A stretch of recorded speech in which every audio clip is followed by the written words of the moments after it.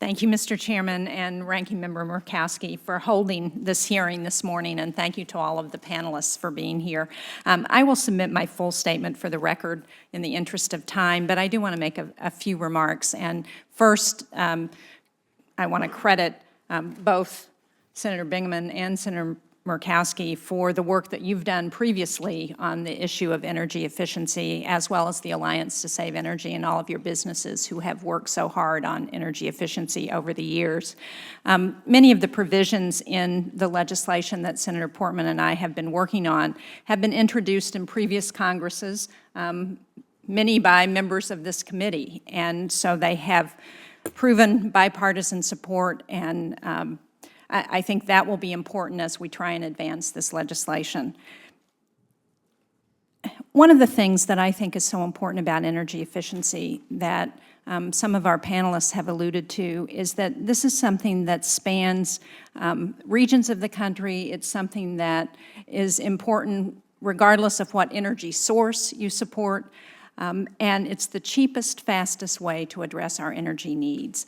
The bill is designed to take a number of these provisions that have been worked on and have been successful in the private sector to try and see if we can leverage some of those private sector dollars with public support to encourage this kind of energy efficiency.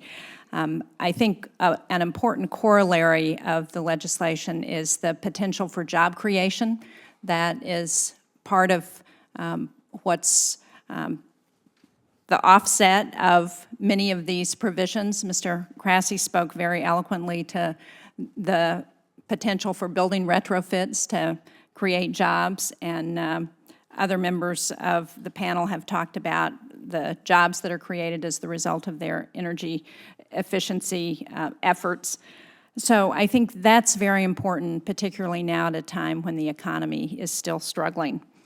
The other important aspect of it is that these are technologies that are already available. We don't have to wait on some magic new technology. We can take advantage of them now. So I look forward to continuing to work with the committee and to see if we can advance this legislation on the floor. And just want to recognize also Phil Damiano from Velcro USA in Manchester, New Hampshire. It's very nice to have you here this morning. Thank you, Chairman Bingaman, Ranking Member Moravsky, and members of the committee for the opportunity to testify today. My name is Philip Damiano. I am the Chief Operating Officer for Velcro Group Corporation.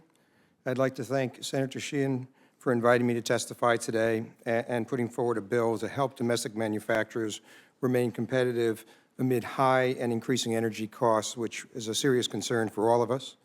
As I'm sure you know, New England has some of the highest energy costs in the nation. Velcro Group Corporation is a global corporation with multiple entities. Our products go far beyond the standard hook and loop fastener that most everyone is familiar with.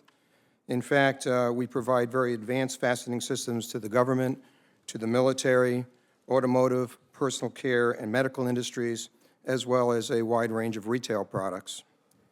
I'd just like to share with you a couple of experiences of our domestic U.S. company, Velcro USA. Velcro USA is based in Manchester, New Hampshire. We employ about 750 people in New Hampshire, Michigan, and Arizona. The company is about 50 years old. We have a long history of manufacturing in the United States. In fact, our two largest facilities in the world are in the state of New Hampshire. And recently, over the last 10 years, we have committed to continue our commitment to manufacturing by building a whole new facility in Somersworth, New Hampshire, which is 450,000 square feet. When we built that facility, we were careful to design the building envelope, the components, the finishes, the mechanical and electrical systems to be very low-cost energy consumption. And we also employed an energy consultant to engage and compare and evaluate alternative technologies. Velcro is proud of being a strong manufacturer. We are committed to employment in New Hampshire, and we are also committed to minimizing our commitment to environmental impact. To support that, in our Manchester facility, which is a 26-acre facility, we spent over $6 million on a cogeneration system. That system completely provides all of our electricity and thermal energy, and as a result, we are completely off the grid in Manchester. Depending on certain seasonal loads, that system has an efficiency of over 80%, which is typically twice that of a public utility. This type of initiative allows us to stay competitive with our offshore suppliers, which is a major issue for us, and also helps us create more jobs in New Hampshire. Now, in order to maintain our competitive edge, we're now considering a similar system in our Somersworth facility in New Hampshire. Consistent with that, we've also implemented an environmental management system. The EMS system enables us to manage continuous improvement activities for all environmental aspects and impacts, which energy conservation and reduction measures are a key element to that program. For example, we've implemented a heat recovery program for our dye processes.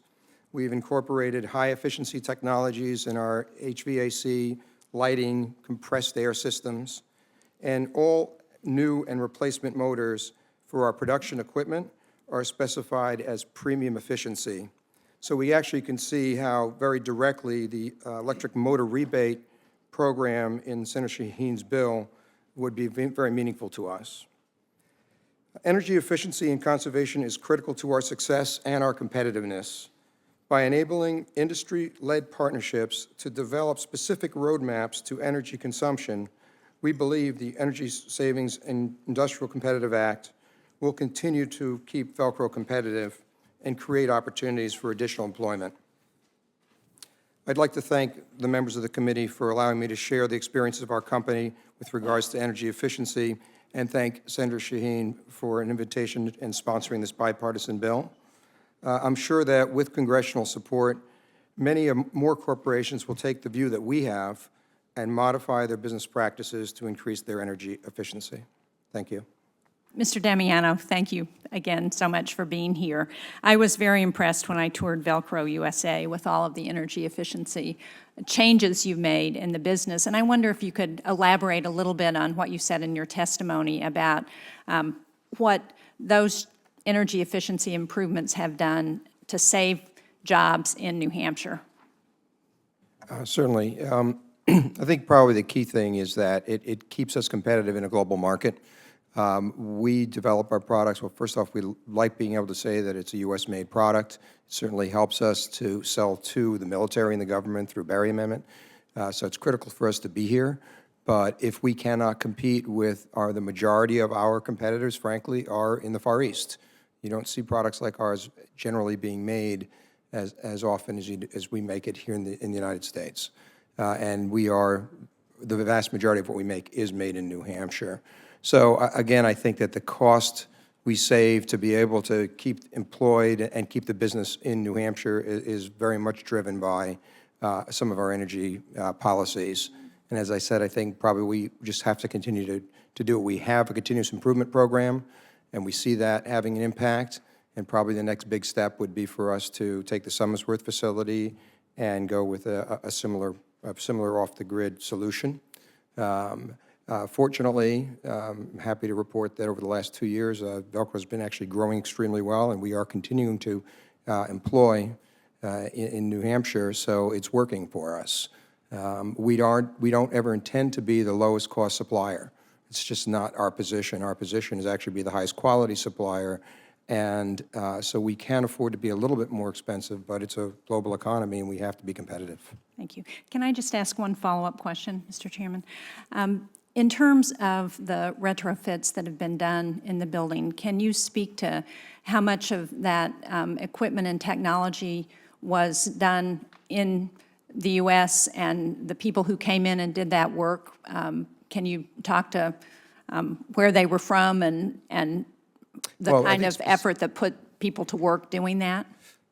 Good question. In fact, I may have to ask someone to help me with that. I do know that particularly the cogen system, which was our largest investment, was entirely U.S.-based, was it not? Yes. Yes, it was entirely U.S.-based in terms of where the equipment was produced, the people who installed it, and of course now the system's been in since 2000, so our ongoing maintenance of the system is also generating, local jobs. Thank you.